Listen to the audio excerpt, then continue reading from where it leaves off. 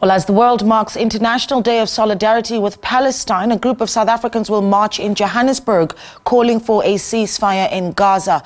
Political parties, trade unions, activists and other formations will take part in the demonstration. Today also marks the 6th day since the humanitarian truce came into effect. SABC News reporter Kailihle Kumalo joins us now from Newtown in Johannesburg. Kailihle, a good morning to you. I'm quite keen to hear who was there when we're hearing that you've got trade unions and political parties as well as activists, some prominent faces that we are expecting to see out there today? Well, that's right, Naledi. It's quite a number of South Africans from all walks of life, so many political parties, but also some of the organizations really that have been vociferous about the current situation in Palestine. As you know, that as much as you do have a humanitarian truce, there's a very strong demand for a permanent ceasefire in light of the death toll where so many people have died, but also a very dire situation, the humanitarian catastrophe. But joining us now is Professor Salim Valley, of course, someone who's really quite well versed with the situation.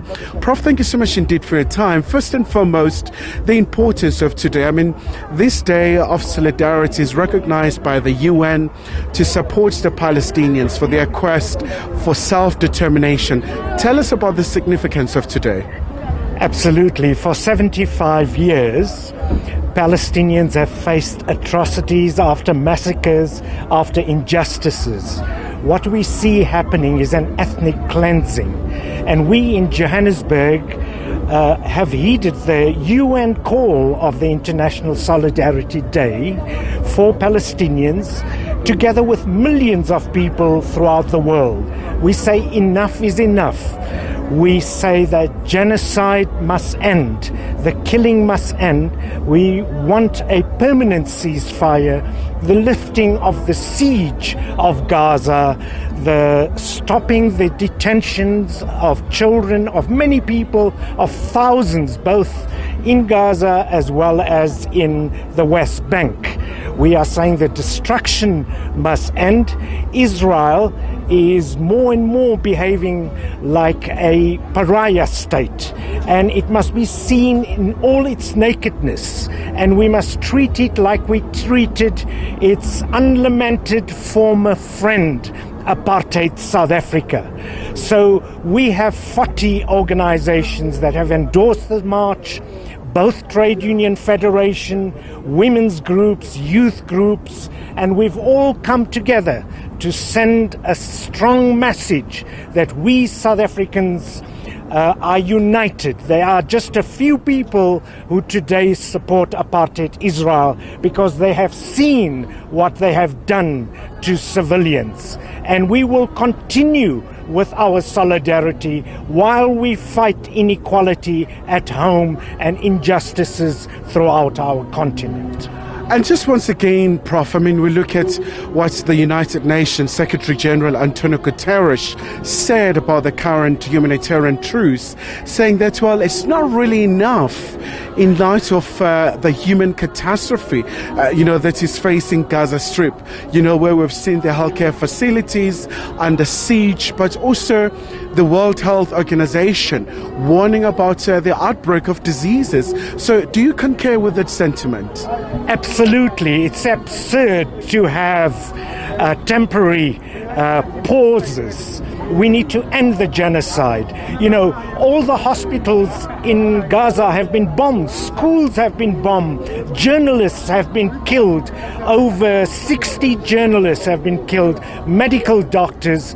There is very little food coming in, more than existed over 3 weeks, but still woefully inadequate. And we say that we need a permanent ceasefire. It is absolutely ridiculous to have these pauses and continue the bombardment. We say that this has to end. Enough really is enough. We need to rebuild Gaza. We need to stop the siege. Palestinians need to have their basic rights that people throughout the world enjoy. And we say apartheid must stop, and The killing has to stop, and that's why we're here. And just before I let you go, Prof, what can we expect today? I mean, South Africa has been very clear in terms of the government stance. For example, calling for the International Criminal Court to be roped in to investigate the war crimes, but also going as far as calling for that warrant to be issued against Prime Minister of Israel. So are we likely to get more sentiments really expressing solidarity, calling for a very peaceful resolution to this ongoing situation in the Middle East? Absolutely. This is the last chance for the ICC. And we completely support our government's attempt to take them to the ICC, as well as the ICJ, the International Court of Justice, for genocide and against apartheid. The world will lose absolute faith, the little that there exists for the ICC. So that is absolutely crucial.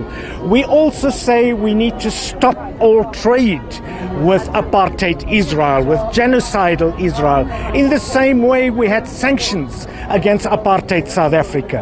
And it's the people of the world that are demanding this.